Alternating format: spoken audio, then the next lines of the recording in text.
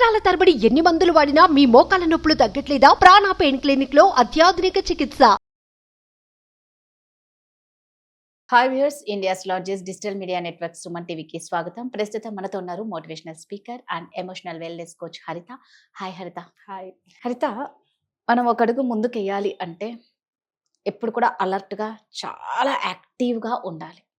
ఇది ఒక విషాదం జీవితంలో జరుగుతుంది, ప్రతి ఒక్కరికి జరుగుతుంది. అందరూ హ్యాపీగా ఎవరూ ఉండరు. కొందరు దాన్ని చాలా డీప్గా తీసుకొని గతాలు, ఈవెన్ లవ్ ఫెయిల్యూర్ కానీ, లేదా భర్త భార్యను వదిలేయడము, మోసం చేయడము, భార్య భర్త వాట్ ఎవర్. సో ఇంకా గతాలనే తలుచుకుంటూ, జ్ఞాపకాలను గుర్తుకు తెచ్చుకొని ఏడ్చి కుమిలి కుళ్ళుకుంటూ ఉంటారు. అంటే ప్రెసెంట్ సిచ్యువేషన్ వాళ్ళకి అర్థం కాదు. నెక్స్ట్ ఫ్యూచర్ ఏం చేయాలి? మనల్ని నమ్ముకొని పిల్లలు ఉంటారు, పెళ్ళి కాకపోతే మనల్ని నమ్ముకొని పేరెంట్స్ ఉంటారు. సో వీళ్ళందరూ గుర్తుకురారు. ఆ ఒక్క పర్సన్ వల్ల వీళ్ళందరూ అంత సఫర్ అవ్వడం, ఆ జ్ఞాపకాలతో బతకడం అనేది ఎంతవరకు కరెక్ట్? దాని నుంచి ఎలా బయటికి రావాలి? Very good. నీకు ఒకటి చెప్తాను రాధా. మనము డయాగ్నోసిస్ సెంటర్స్కి వెళ్ళినప్పుడు మన ఈసీజీ అండ్ ఈఈఈ తీస్తారు కదా, మన బ్రెయిన్ వేవ్స్ కానీ హార్ట్ వేవ్స్ కానీ చూస్తే you will not see straight, కనబడదు. It will be up and అట్లా ఉన్నప్పుడే హార్ట్ ఫంక్షనింగ్ ఉంటుంది, అలా ఉన్నప్పుడే బ్రెయిన్ ఫంక్షనింగ్ అవుతుంది. ఎంత ఎక్కువ యాంప్లిట్యూడ్ అంతే అంత హ్యాపీనెస్ అనేసి ఈజీలో చూస్తాం మనం. నేను అనేది ఏంటంటే, ఇప్పుడు కింద పడటం నార్మల్. ఏ లైఫ్లో ఏ మనిషి అయినా సరే, పుట్టిన జీవి ఏ మనిషి అయినా సరే కింద పడతామో మళ్ళీ పైకి లేస్తాం. ఆ హోప్ ఏంటంటే నేను మళ్ళీ బాగుంటాను, నా పేరెంట్స్ బాగుంటారు, నా వాళ్ళు బాగుంటారు అన్న హోప్తోని మళ్ళీ పైకి లేవాలి తప్ప, నేను ఇంకా అయిపోయింది, నా జీవితం ఇంతే, నాకెవరూ లేరు, నా వల్ల ఏం అవ్వదు, నా చుట్టుపక్కల వాళ్ళ వల్ల ఏం అవ్వదు అనుకున్న వాళ్ళు కిందనే ఉంటారు. ఇట్స్ సంథింగ్ లైక్ నీ గ్రాఫ్ కింద పడింది, నువ్వు ఎఫర్ట్ పెట్టి పైకి లేపకపోతే ఆ గ్రాఫ్ కింద నుంచి అలా కంటిన్యూ అవుతుంది. ఇప్పుడు నువ్వు ఏదైతే చెప్తున్నావో మెమరీస్ నుంచి బయటపడరు, తొందరగా పడలేకపోతారు అంటే they choose to be there.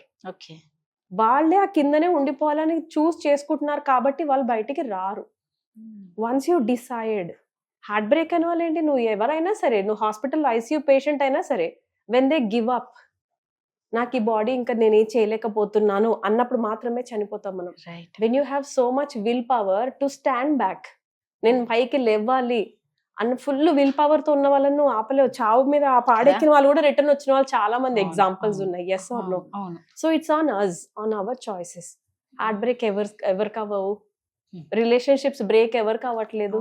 ఒక రిలేషన్షిప్ కాకపోతే ఇంకో రిలేషన్షిప్ ఛాలెంజింగ్ గా ఉంటుంది. అత్త మామలు బాగున్నారంటే అమ్మ నాన్నలతో ప్రాబ్లం వస్తుంది, అమ్మ నాన్నలు బాగున్నారంటే పిల్లలతో వస్తుంది, పిల్లలు అంత బాగున్నారంటే హస్బెండ్ బాగోకుండా ఉంది.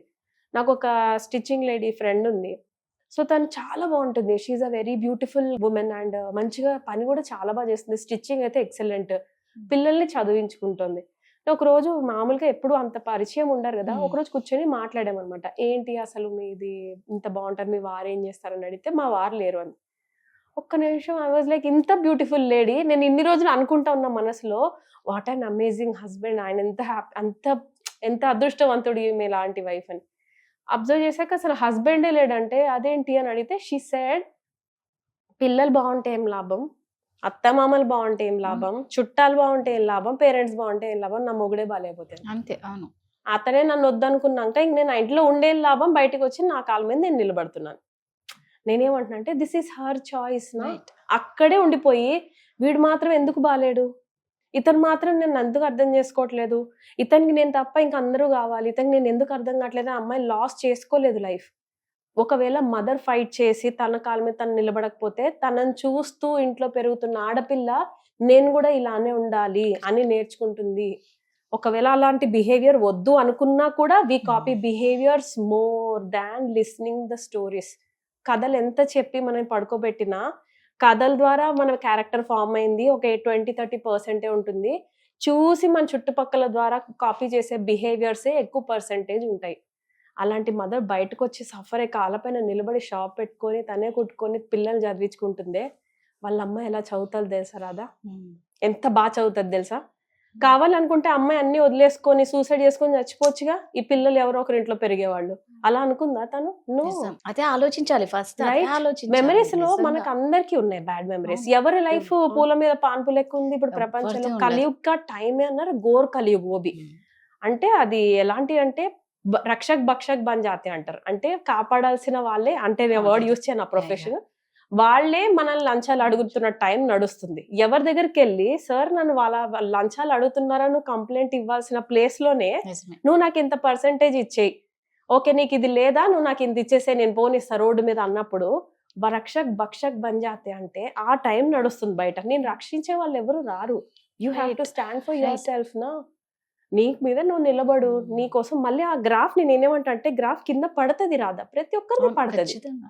అక్కడే ఉండిపోకుండా ఎన్ని రోజులు ఉంటారు, పోనీ 1 year 2 years వేస్ట్ చేద్దామా, లైఫ్ 3 years కానీ టైం అంతా వేస్ట్ కదా. ఎంత ఏం loss చేస్తారు అయిపోతుంది. అందులో. మన ఎనర్జీ లాస్టా. నేను ఒక ఆ. అమ్మాయిని చూస్తున్నాను పర్సనల్లీ, లాస్ అయ్యింది, మ్యారేజ్ లైఫ్ లో లాస్ అయింది. సరే మళ్ళీ పేరెంట్స్ సెకండ్ మ్యారేజ్ చేశారు, సెకండ్ మ్యారేజ్ కూడా లాస్ అయింది. Unfortunately her fate is like that. అవును. సరే మనం ఏం చేయలేం, తన పూర్వజన్మలో మనం ఏం చేసుకున్నామో Yes. వస్తారు వాళ్ళు, Right. డీల్ చేసుకోవడానికి వస్తారు రాదా, వి కాంట్ నిజం. స్టాప్ అవును. దెమ్. వాళ్ళు వస్తారు, మనల్ని ఇంకా కిందకి నెట్టే పోతారు. సో తిను ఇంట్లోనే కూర్చొని నేను అయ్యో నా లైఫ్ ఇలా అయిపోయింది అని ఎన్ని సంవత్సరాలు మాత్రం బాధపడితే బయటకు వస్తారు అందులోంచి. సరే తను క్వారంటైన్ లో ఉంటూ ఇన్ని రోజులు 4 గోడల మధ్యలో ఉంటుంది. దానివల్ల ఏమైపోతుందంటే number 1% she is hating his father. ఎవరైతే గారంగా పెంచుకున్న తండ్రి కాళ్ళ మీద కింద పెడితే కూడా కాళ్ళు అయ్యో మసిపోతా మట్టన్ అంటుకుంటుందని పెంచుకున్న తండ్రిని the same person is blaming today. నువ్వు నాకు టైం కూడా ఇస్తలేవు, నువ్వు అసలు ఏంది, ఏం మనిషి, నీ లెక్కనే, నీ వల్లనే నా లైఫ్ స్పాయిల్ అయింది అంటుంది. It is so unbearable to see because she choose to be that person నా. Right. తను చూస్ చేసుకుంది కదా అలా లోన్లీనెస్ గా ఉండాలి అని. మరి అదే ఫేస్ చేస్తున్న ఈవిడ బయటకు వచ్చిందిగా. అవును. నేనేమంటున్నా అంటే ఇది అందరి లైఫ్ లోనూ ఉంటుంది. అవును. అంటే ఇప్పుడు ఈ 2 కేసెస్ ఉన్నాయి కదా, ఇంచుమించు సేమ్ నో. ఈ అమ్మాయి కూడా హస్బెండ్ ఇష్యూనే, ఈ అమ్మాయి కూడా హస్బెండ్ ఇష్యూనే. తినేలా డీల్ చేసింది. She choose to stand for her self. Financial independence వైపు వెళ్ళింది. మనీ సంపాదించేదాకా మన లైఫ్ ని బాగు చేసుకోలేము రాదా, నిజం. రైట్? ఈ అమ్మాయి ఏం చూస్ చేసుకుంది, ఫినాన్షియల్ డిపెండెన్స్. నా వాళ్ళు ఉన్నారు కదా, నేను వాళ్ళతో ఏం ఇబ్బంది కాదు, నేను చూసుకుంటామన్న ధైర్యం కూడా చుట్టుపక్కల వాళ్ళు ఇచ్చారు. దానివల్ల అమ్మాయికి నేను నిలబడి నాకు నేను సంపాదించుకోవాల్సిన అవసరం మీరు చూపించలేదు. So she choose to SIT in side home. దానివల్ల ఏమైంది, తినో 10 years, ఆల్మోస్ట్ 20 years అయిపోయింది అనుకుందాం లైఫ్ లో ఆన్ అన్ యావరేజ్. ఇద్దరు ఈక్వల్ కాదు. తినేలా ఉంది, సరే అయింది పో, కానీ ఇప్పుడు ఏంటి, నా పిల్లల్ని నేను చూసుకోవాలి అన్న ఆబ్జెక్ట్ ఏమి ఉంది అమ్మాయి. తినేం చేస్తుంది, తిరిగి ఫాదర్ని పట్టుకొని నీ వల్లనే నా జీవితం నాశనం అయింది. ఏది కావాలి, choice is always ours. Right. So నేనేమంటా అంటే ఇప్పటికైనా నో ప్రాబ్లం. లైఫ్ లో ఎప్పుడు 10 years బ్యాక్ నేను ఆ స్టెప్ తీసుకుంటే బాగుండేది అందరు అంటారు ఆ మాట. అవును. అయిపోయింది, నువ్వు వెళ్ళలేవు, టైం వెనక్కి తిరిగి వెళ్ళదు, రాదు. గాడ్ కూడా తిప్పలేడు పాపం. అంతే. అన్ఫార్చునేట్లీ ఏంటంటే నిజంగా పాపం దేవుడు వచ్చి మనకి హెల్ప్ చేద్దామన్నా even he can't pull you back. మనకి శాస్త్రాల్లో చూపించినట్టు దేవుడు ఇట్లా ఆపేస్తే ప్రపంచం అంతా ఆగిపోయిందన్న సీన్ ఉండదు. అలా వెనక్కి తిప్పే ఛాన్సే ఉంటే ఇంతమంది పిల్లలు ఏడుస్తుంటే భగవంతుడు వెనక్కి తిప్పడా నిజమే. రాదా? ఎందుకు తిప్ప- కాలు కట్ అయిపోయి దేవుడా అని పిలిస్తే ఆయన ఆ సీన్ వెనక్కి తిప్పి కాలు కట్ అవ్వకుండా ఉంచేటట్టు చేయడా? Yes or no? లేకపోతే మాస్ కిల్లింగ్స్, ఒకరినొకరు చంపుకుంటుంది, పెద్ద పెద్ద బాంబులు వేసుకొని దేశాలు నాశనం చేస్తున్నారు. నిజమే. లాస్ట్ వీకెండ్ అంతా ఇజ్రాయెల్ ఫైటింగ్ చేసుకుంటానే ఉన్నారే. సో ఓల్డ్ మెమరీస్ నుంచి బయటికి రావాలి అని అంటే ఫస్ట్ మనమే మనం, డిసైడ్ right. చేసుకోవాలి దట్ నేనే రావాలి బయటికి. Right. ఎంత టైము? ఫస్ట్ ఆఫ్ ఆల్ ఇంకోటి చెప్తాను, ఫిజికల్ ఎక్సర్సైజెస్ లో చాలా సీక్రెట్ ఉంది. మీరు కావాలంటే అందరూ బ్రౌజ్ చేసి చదవండి, no problem. There is a very beautiful science behind physical exercises. నా జీవితం మార్చుకోవాలి అనుకున్న వాళ్ళు, నాకు నేను స్టాండ్ తీసుకోవాలనుకున్న వాళ్ళు ఫస్ట్ వాకింగ్ అయినా స్టార్ట్ చేసేయండి, ఎక్సర్సైజెస్ అన్నా స్టార్ట్ చేసేయండి, లేకపోతే ఏదో ఒకటైనా ఫిజికల్ గా రోజు క్యాలరీస్ బర్న్ చేయండి. విదిన్ 90 days లైఫ్ మారకపోతే చూడండి. రియల్లీ నేను మామూలుగా నిజంగానే చెప్తున్నా. బికాజ్ మన బాడీలో హ్యాపీ హార్మోన్స్ రిలీజ్ అవుతాయి. The minute happy hormones release అయిన తర్వాత they will balance the negative cortisol hormones వల్ల డ్యామేజ్ అనేవన్నీ బాగు చేసుకుంటూ వెళ్ళిపోతుంది. So you can do it. Gratitude journaling very important. ఎవరికి లేవు కష్టాలు, కానీ ఉన్న బ్లెస్సింగ్స్ ని కౌంట్ చేసుకోవాలి. ఓన్లీ పాజిటివ్ యాటిట్యూడ్ అంటే ప్రాక్టీస్ ద్వారానే వస్తుంది. రైట్ జర్నలింగ్ రాస్తూనే ఉండండి. థ్యాంక్ యూ పాయింట్స్ వెతికి రాయండి.